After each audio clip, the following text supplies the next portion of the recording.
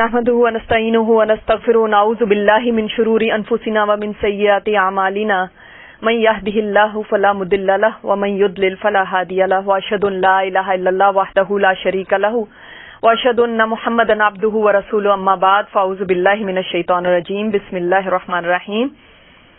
الحمدللہ ابھی کچھ عرصہ پہلے ہم نے رمضان کا بابرکت مہینہ دیکھا اور اپنی اپنی سب نے کوشش کی کہ اس میں نیکیاں کمائیں اور اللہ سے دعا ہے کہ اللہ تعالیٰ ان سب اعمال کو قبول فرما لے جو بھی ہم نے ٹوٹے پھوٹے کیے ہیں. اب ہم جا رہے ہیں ذی الحجہ کی طرف. ذی الحجہ تقریباً اب سے 2 ہفتے بعد شروع ہونے والا ہے. یہ وہ ایام آنے والے ہیں جن کے بارے میں نبی صلی اللہ علیہ وسلم نے فرمایا افضل ایام الدنیا ایام العشر. دنیا کے تمام دنوں میں سے بہترین دن یہ 10 دن ہے. افسوس اس بات کا ہے کہ جب رمضان شروع ہونے والا ہوتا ہے تو بہت سارے درس ہوتے ہیں, بہت اس کی دھوم ہوتی ہے, بہت چرچا ہوتا ہے, ہر ایک کو پتا ہے رمضان کے بارے میں. ہم اپنی باقی ایکٹیویٹیز پیچھے کر دیتے جی رمضان شروع ہونے والا ہے.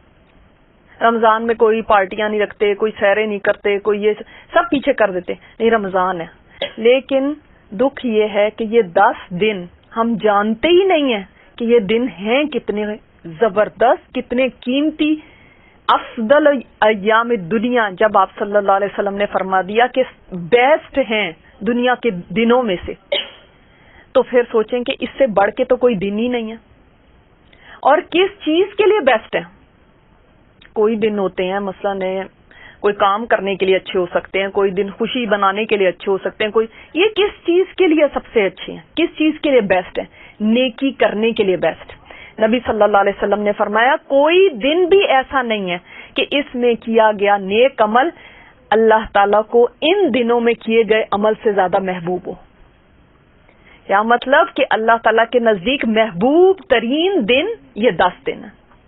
اور میں اس کو ایسے کہوں گی, آپ کو لوگ کہتے ہوں گے ذی الحجہ کے دن بڑے خوبصورت دن, بیسٹ ڈیز.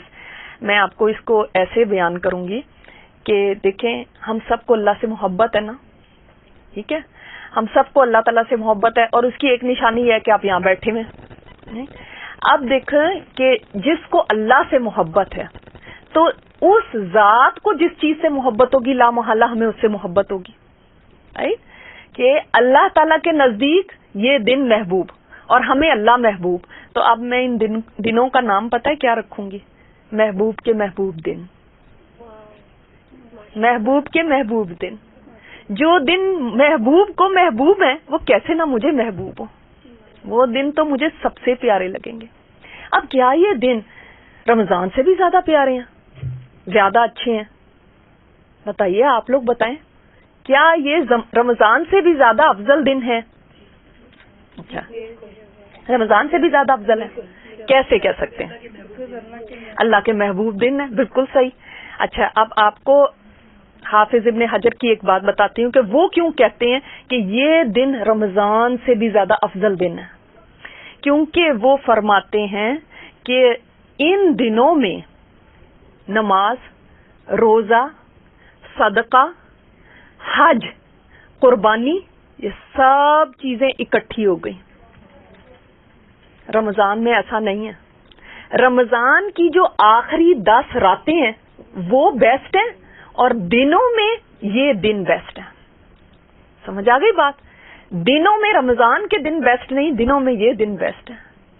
اور راتوں میں وہ 10 راتیں بیسٹ ہیں. ان راتوں میں ہم نے کیا کیا؟ جاگ جاگ کے گزاری, دعائیں کر کے گزاری, باتیں کر کے گزاری. یہ 10 دن بھی اسی طرح گزارنے ہیں. ٹھیک ہے, ان میں دیکھیں یہ ساری چیزیں فرمایا مل گئیں. اللہ تعالیٰ نے اسلام کا ایک پلر حج ان دنوں میں رکھ دیا. آپ سوچیں یہ کیسے پیارے دن ہوں گے پھر, کہ اللہ نے ان دنوں کا انتخاب کیا اس عبادت کے لیے, حج کی عبادت کے لیے. اور قربانی, آپ سارا سال بکرا ذبح کرتے رہیں, ہر دن کرتے رہیں, وہ قربانی نہیں کہلائے گا جب تک کہ اس دن نہ کیا جائے. جو یوم النحر ہے, باقی دنوں میں آپ کرتے ہیں، آپ عقیقے کے لیے کرتے ہیں، آپ صدقے کے لیے کرتے ہیں، یا آپ ویسے کھانے کے لیے کرتے ہیں، کوئی بھی قربانی نہیں کہلاتا، کوئی عبادت نہیں ہے. یاد رکھیں، صدقہ بھی عبادت نہیں، وہ آپ اپنے اوپر سے مصیبتیں ٹالنے کے لیے اس کے لیے کرتے ہیں. جو قربانی ہے نا وہ صرف ان دنوں کے اندر ہے جو کیا جائے، اس کے علاوہ نہیں قربانی. تو یہ دن اتنے پیارے دن ہیں. اب جب آپ صلی اللہ علیہ وسلم نے یہ فرمایا کہ یہ افضل ترین دن ہے اور اللہ تعالیٰ کے ہاں کوئی دن میں کی گئی نیکی ان دنوں سے زیادہ فضیلت والی نہیں ہے، تو اب صحابہ کو ایک خیال آیا تو انہوں نے پوچھا یا رسول اللہ جہاد بھی نہیں؟ ظاہر ہے ایک ذہن میں آتا ہے کہ جہاد اتنا افضل عمل ہے. آپ صلی اللہ علیہ وسلم نے فرمایا جہاد بھی نہیں، سوائے اس مجاہد کے کہ جو اللہ کے راستے میں اپنی جان بھی لٹا دے، مال بھی لٹا دے، بالکل خالی ہاتھ ہو جائے، سوائے اس کے وہ ہو سکتا ہے جو اس کے برابر ہو جائے، ورنہ کوئی اور دن میں کی گئی نیکی اس دنوں میں کی گئی نیکی سے زیادہ بڑھ کے نہیں ہو سکتی. اس کا مطلب کیا ہے؟ ان دنوں میں رکھا گیا روزہ وہ اللہ کو زیادہ محبوب ہے بجائے آپ کسی اور دن میں سال میں روزہ رکھیں. ان دنوں میں پڑھی گئی نماز اللہ تعالیٰ کو جتنی محبوب ہے پورے سال میں کسی دن آپ نماز پڑھ لیں گے اتنی محبوب نہیں ہے. ان دنوں میں پڑھی گئی تہجد اللہ تعالیٰ کو اتنی محبوب ہے کہ پورے سال میں آپ کسی رات میں تہجد پڑھیں اتنی محبوب نہیں ہے. ان دنوں میں کیا گیا ذکر اللہ کو اتنا محبوب ہے کہ کسی اور دنوں میں کیا گیا ذکر اتنا محبوب نہیں ہے. اللہ تعالیٰ نے ان دنوں کی قسم قرآن میں کھائی ہے، فرمایا والفجر ولیال عشر. یہ جو لیال عشر فرمایا نا 10 راتوں کی قسم، وہ یہ اصل میں یہ دن ہے ذی الحجہ کے دن. تو جس کی قسم اللہ تعالیٰ کھا لیں پھر وہ چیز کتنی زیادہ اس کا مطلب عظمت والی ہے، کیونکہ اللہ تعالیٰ نے جس چیز کی قسم کھا لی وہ تو فضیلت والی ہی ہوئی نا. تو ان 10 دنوں کی قسم اللہ پاک نے اپنے قرآن میں کھا لی. جیسے رمضان کی فضیلت کس وجہ سے ہے سب سے زیادہ؟ قرآن کی وجہ سے، شاباش. اسی طرح ان 10 دنوں کی فضیلت کس وجہ سے؟ حج کی وجہ سے. مگر جو لوگ حج پہ نہیں جا سکتے کیا وہ سارے محروم ہیں اجر سے؟ نہیں، اللہ تعالیٰ نے ان کے لیے بھی راستہ رکھا ہے. وہ رحمان اور رحیم رب ہے. کتنے لوگ آپ میں سے ہیں جو حج پہ جا رہے ہیں اس دفعہ؟ ماشاءاللہ، الحمدللہ. جو نہیں جا رہے ان کو پھر ایک دل میں رہتی ہے یہ کسک کہ ہم نہیں جا رہے.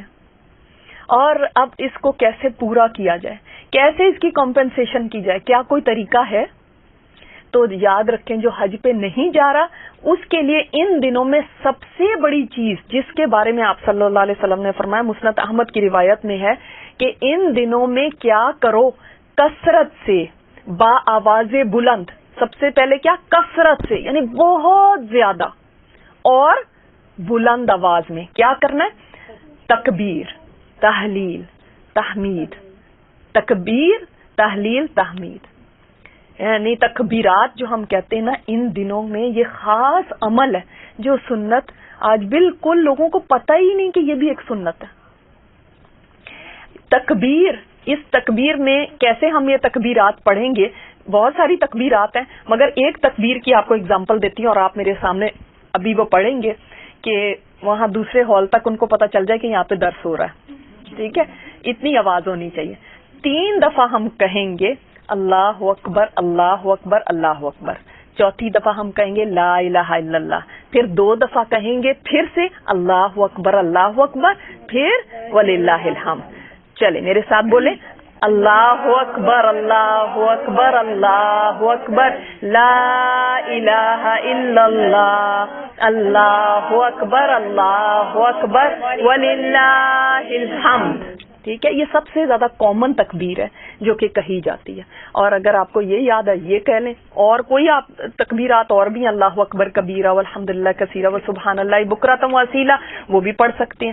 تو ان دنوں میں آپ کوئی طرح کی بھی تکبیرات وہ پڑھنا شروع کر دیں اور با آواز بلند پڑھیں. اگر آپ کے گھر میں کوئی غیر محرم نہیں ہے تو آپ بھی گھر میں بلند آواز سے پڑھ سکتی ہیں. دیکھیں سعید بن جبیر کے بارے میں آتا ہے کہ وہ ان 10 دنوں میں اپنے آپ کو عبادت میں اتنا مشغول کرتے تھے، اتنا کھپا دیتے تھے کہ ایسے لگتا تھا ان کو کوئی اور کام ہی نہیں ہے. ہم سوچتے ہیں لیکن ہم ایسے کیسے کر سکتے ہیں؟ ہمارے پاس جاب بھی ہے، ہمارے پاس گھر کے بھی دھندے ہیں، بچے بھی ہیں. تو ٹھیک ہے، کوئی آپ اسے اگر چھٹی نہیں لے سکتے تو تکبیرات پڑھنے میں تو کوئی بھی چھٹی لینے کی ضرورت نہیں ہے. آپ گھر کے کام کرتے ہوئے بھی تکبیرات پڑھ سکتے ہیں. اور جب ہم بلند آواز سے پڑھیں گے تو کیا ہوگا؟ بچے بھی سنیں گے. آپ یہ جو ہم نے آج باتیں سننی ہے نا، یہ ہم نے بچوں کو جا کے ضرور بتانی ہے، ان کے ساتھ شیئر کرنا ہے. ٹھیک ہے، تو جب وہ سنیں گے تو ان کو بھی یاد آ جائے گا. جب ہم تھک جائیں گے تو پھر ہم کیا کریں گے؟ ہم اس پہ آن کر دیں گے، اپنے فون پہ یا کمپیوٹر پہ آن کر دیں گے، گھر میں گونجتی رہے، کیونکہ ہمیں ظاہر بھول بھی جائے گا اور ہم تھک بھی جائیں گے. تو اس پہ آن کر دیں، پھر لا محالہ آپ دیکھیے گا کہ جب چل رہی ہوں گی اس کے اوپر تو آپ کے خود بخود زبان پہ آ جائیں گے. 10ویں تاریخ تک آپ کو اس کی بھی ضرورت نہیں پڑے گی چلانے کی. اگر آپ نے واقعی ایسا کیا کہ سارا دن وہ ایک لوپ میں لگا دیا اور چلتی رہیں تو انشاءاللہ آپ کی زبان پہ جاری ہوں گی. دیکھیں حضرت ابو ہریرہ اور حضرت عبداللہ بن عمر وہ کیا کرتے تھے؟ بازاروں میں نکل جاتے تھے، بازاروں میں نکل جاتے تھے اور اونچی اونچی آواز میں تکبیرات پڑھتے تھے، اور بازار والے سنتے تھے تو وہ بھی پڑھنے لگتے تھے. سبحان اللہ. آج کے وقت میں کوئی شاید ایسا کرے تو کوئی کہے گا کہ یہ کیا پاگل ہی ہو گیا شاید، ہاں، یا پتہ نہیں شو آف کر رہا ہے اپنی بڑی تکبیرات سنا کے. حالانکہ دیکھیں اگر یہ شو آف ہوتی تو وہ صحابہ کبھی نہ کرتے. تو اس کو شو آف نہ سمجھیے گا، آپ پڑھنے لگے تاکہ دوسروں کو بھی موٹیویشن ملے. آپ کسی مجلس میں جائیں، وہاں پہ یہ بات شیئر کریں، ان کو بھی بتائیں کہ چلو تکبیرات پڑھتے ہیں. اور ابن عمر کے بارے میں آتا ہے جب وہ مینا میں ہوتے تھے، مینا کے دنوں میں یہ تکبیرات ہیں، یہ سارے ظاہر ہے 8 تاریخ سے مینا چلے جاتے ہیں، تو وہ وہاں پہ اتنی اونچی تکبیرات پڑھتے تھے کہ مسجد تک ان کی تکبیرات کی آواز جاتی تھی. تو مسجد والے پڑھنے لگتے تھے، جب مسجد والے پڑھتے تھے تو ان کی آواز بازار تک جاتی تھی، بازار والے پڑھنے لگتے تھے، اور جب بازار والے بھی پڑھنے لگتے تھے تو پورا مینا تکبیرات سے گونج جاتا تھا. سبحان اللہ، وہ کیا سما ہوگا؟ ہم نے تو کبھی آج تک سنا ہی نہیں ایسا. ہم نے تو یہ منظر اپنے گھروں تک میں بھی نہیں دیکھا کہ ہمارے گھر پورے گونج جائیں تکبیرات سے. اللہ تعالیٰ ہمارے گھروں کو ایسا بنا دے کہ ہمارے گھروں میں تکبیرات گونج جائے. چلو مینا نہیں ہم کر سکتے تکبیرات، تو ہمارے اپنے گھر تو اتنی سی جگہ تو ہماری اپنی کیپیسٹی میں ہے کہ ہم یہ کر سکیں. تو انشاءاللہ اس دفعہ کریں گے، سارا دن کریں ان 10 دنوں میں. مطلب بریک تو ظاہر ہے وہی جیسے میں نے بتایا، انسان تھک جاتا ہے. اب آپ جتنا بھی کر سکیں، یعنی زبان تر رہے اس سے، تو دیکھیں اس کا فائدہ کتنا ہوگا کہ آپ گناہوں سے بچے رہیں گے، بیکار باتوں سے بچے رہیں گے، لغویات سے بچے رہیں گے. ابھی میں آپ کو بتاؤں گی ایک حدیث کہ کتنی یہ لغویات سے بچنا آپ کے لیے کتنا بڑا درجہ آپ کو پہنچا سکتا ہے اس تک. اچھا، پھر ان دنوں میں آپ صلی اللہ علیہ وسلم روزہ رکھا کرتے تھے. نبی صلی اللہ علیہ وسلم کا طریقہ کیا تھا؟ روزہ رکھنے کا، کہ 9 دن روزہ رکھتے تھے. ظاہر 10ویں دن تو عید ہے، اس دن نہیں رکھنا. تو ان 9 دنوں میں آپ صلی اللہ علیہ وسلم کا معمول روزہ رکھنے کا تھا. تو ہم نے پہلی سے، یعنی جب ہم نے ابھی سے نیت کر لینی کہ انشاءاللہ تعالی ہم یہ 9 روزے رکھیں گے. کیونکہ روزے میں کیا ہوتا ہے کہ جتنی دیر آپ روزے میں، آپ عبادت میں ہیں. آپ عبادت میں ہیں نا، آپ کچھ نہیں بھی کر رہے، آپ سو بھی رہے، عبادت ہے. آپ کچھ بھی نہیں بول رہے، عبادت ہے، عبادت آپ کی چل رہی. تو اب ظاہر ہے ان دنوں میں ہم نے کوئی اچھا عمل کرنا ہے تو روزہ تو مفت سمجھ لیں عبادت ہے. تو انشاءاللہ تعالی جیسے 21 تاریخ سے تقریباً شروع ہو جائیں گے یہ دن، تو پھر ہم روزہ ابھی سے اس کی نیت باندھ لیں. خاص طور پہ عرفہ کے دن کا روزہ وہ رکھنا بہت فضیلت کا حامل ہے. عرفہ کا دن ہی بڑا فضیلت والا دن ہے. عرفہ کے دن کی آپ کو پتہ ہے کہ کیا فضیلت ہے؟ کوئی مجھے بتائے گا یہاں پہ؟ آئی وش کہ میرے پاس آج پرائزز ہوتے تو اس پہ کوئز پہ پرائزز دیے جاتے. مغفرت ہوتی ہے اس دن اور دعائیں قبول ہوتی ہیں. اچھا، اور اللہ کا قرب حاصل ہوتا ہے. اچھا، اور عرفہ کا دن تو بہت بڑا دن ہے، آپ کو نہیں پتا؟ بخشش کا دن ہے، آگ سے نجات کا دن ہے. جی صحیح. اچھا، میں آپ کو نا 4 چیزیں بتاتی ہوں، آپ نے یاد رکھنی ہے اور شیئر کرنی ہے. ٹھیک ہے، یہ 4 چیزیں یاد رکھنی ہیں آپ نے عرفہ کے دن کی. نمبر 1 چیز ہے کہ یہ اتنا زبردست دن ہے کہ آپ صلی اللہ علیہ وسلم نے فرمایا کوئی دن ایسا نہیں ہے جس دن اللہ تعالیٰ بندوں کو جہنم سے اتنے آزادی نہ دے جتنی کہ عرفہ کے دن اللہ تعالیٰ بندوں کو جہنم سے آزاد فرماتے. یعنی میکسیمم جو بندوں کو آزادی ملتی ہے نا جہنم سے، اس دن پروانے مل جاتے ہیں، یہ جہنم سے آزاد.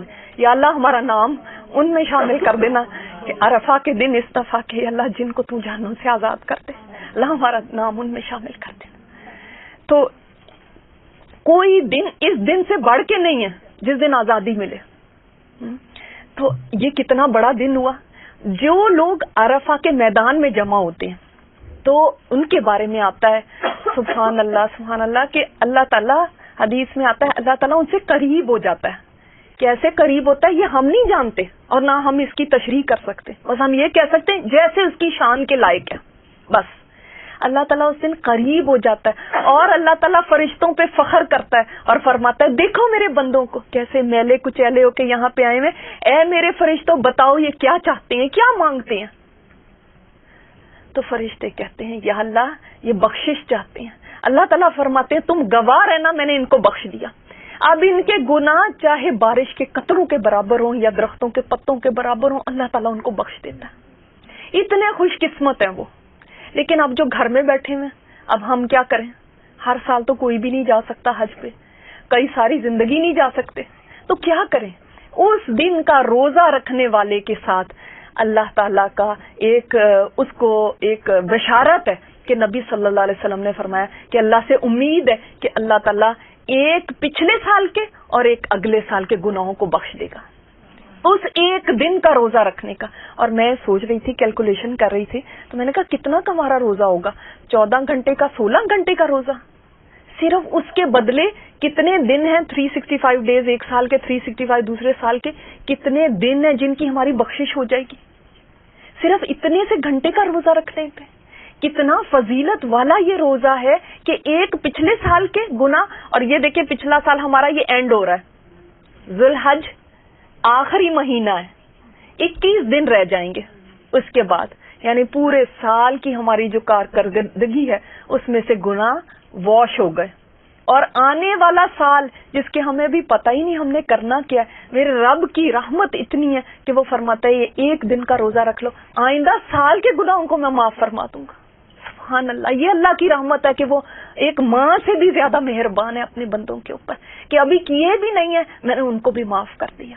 یہ اس ایک دن کے روزے کی فضیلت. تو اللہ تعالیٰ فرماتے ہیں ان کو بھی میں نے معاف کر دیا جو عرفہ میں جو وہاں پہ روزہ رکھ رہے ہیں ان کو بھی معاف کر دیا، کیونکہ عرفہ والوں کے لیے منع ہے وہ نہ روزہ رکھیں. جو حج پہ جائے وہ وہاں پہ جو لوگ ہوتے ہیں وہ نہیں روزہ رکھیں گے، جو گھروں میں وہ روزہ رکھ کے وہ بھی اپنی بخشش کروا سکتے ہیں کیونکہ وہ دکھی ہوتے ہیں کہ ہم کیا کریں. تو ایک تو اس کا یہ ہو گیا کہ جہنم سے خلاصی، انسان کا روزہ رکھنا اس کی بخشش کا سبب بن گیا. تیسری چیز اس کے اندر جو بڑی اہم ہے اور وہ یہ کہ ایک یہودی حضرت عمر کے پاس آیا تھا اور اس نے کہا تھا اے امیر المومنین، آپ کی کتاب میں ایک آیت ہے، اگر وہ ہمارے اوپر اترتی تو ہم اس دن کو عید کا دن بنا لیتے. تو حضرت عمر نے پوچھا وہ کون سی آیت ہے؟ اس نے کہا سورہ مائدہ کی یہ آیت الیوم اکملت لکم دینکم واتممت علیکم نعمتی ورضیتکم الاسلام دینا، کہ آج کے دن اللہ نے تمہارے لیے تمہارا دین مکمل کر دیا اور تمہارے اوپر اپنی نعمت تمام کر دی، تمہارے لیے اسلام کو چوز کر لیا، اس سے تمہارے لیے اسلام کو ایز دین اللہ تعالیٰ نے پسند فرما لیا. تو یہ تو وہ دن ہے، ہم کہتے ہیں نا اسلام ایک نعمت ہے، جس کو نعمت لگتی ہے سمجھ لیں یہ وہ دن ہے جس دن یہ نعمت تمام ہوئی تھی، جس دن یہ مکمل ہوئی تھی، جس دن یہ دین پورا کا پورا ہمیں مل گیا مکمل ہو کے. یہ اس کی سیلیبریشن ہے عرفہ کا دن جو ہے. یہ اکثر لوگوں کو نہیں پتا کہ یہ دن تھا. تو حضرت عمر نے فرمایا ہم تو اس کے اوپر آلریڈی عید کرتے